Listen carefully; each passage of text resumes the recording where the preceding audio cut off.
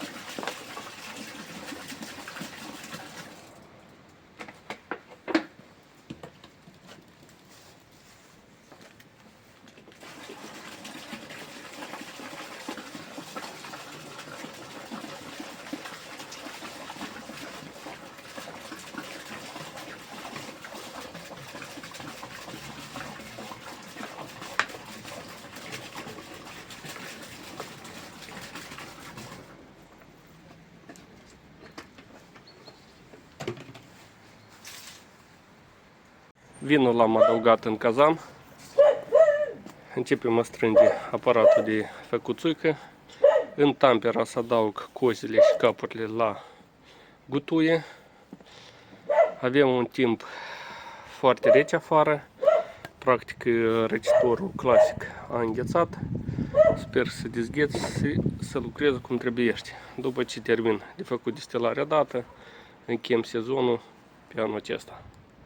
Aparatul de făcut țuică l-am strâns. Aici am adăugat de la Drâncarzina. O să-l folosesc ca sucaparnic. Îl probăm în configurația dată să iasă un pic mai curat pentru de servit varianta albă. Și așteptăm să curgă capurile. Capuri vom strânge 1,5 litru. Îl strângem și l-am dat la rectificat și alt sticlă de 1,5 litru vom strânge și l-am folosit la următoare distilare în tamper. Cazanul a început a fierbe. L-am umplut o leacă prea tare, dar bine că nu dă în tamper. Se oprește aici în tot spuma. Asta e bine. Tamperul s-a fermentat și la noi a început a curge primele capuri. Strângem 1,5 litru de capuri, le dăm într-o parte și le-am folosit la rectificat, când nu prea lucra capurile, și 1,5 litru strângem și le-am folosit la următoarea dată când voi face destilat din ceva din fructe sau din vin. Voi adăuga în tamper cu cozile care se văd la urmă.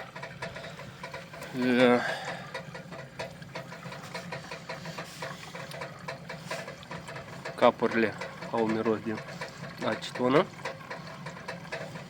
și ceva lac, dar așteptăm să curgă corpul și îl vom strânge aparte. Sper că se va primi bine din prima distilare, dar din când în când aici la Drâncarzina a să mai dau drumul la robinet. Uitați cât s-a acumulat.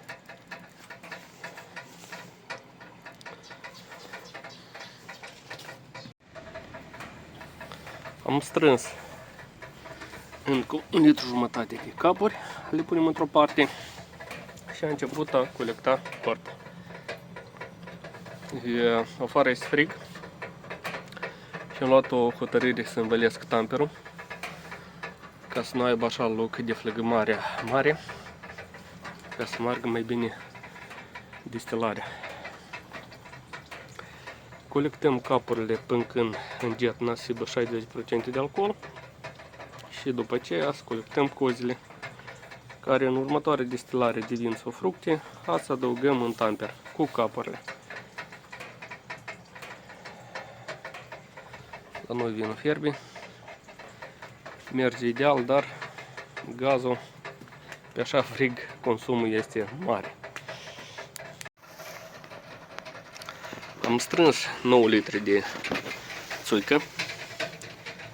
În tamper avem temperatura de 90 de grade și am hotărât să încep a colecta cozile.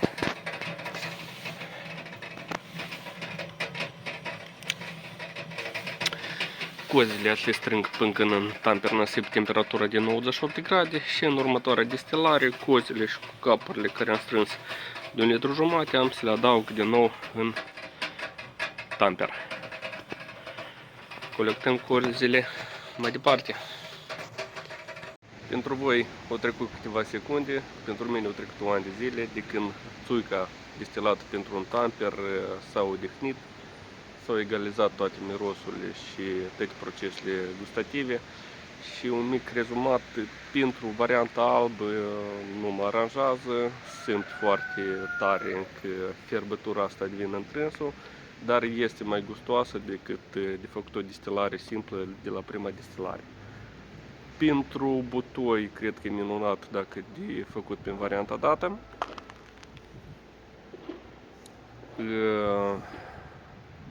Da, stai măcar vreo 5-6 ani.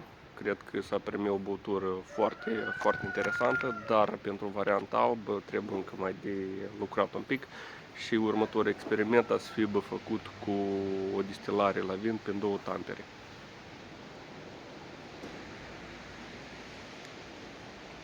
Așa, poate că un 5-10 încă mai merge, dar să-i faci o leacă mai mult de servit, cam ați doar capa a doua zi.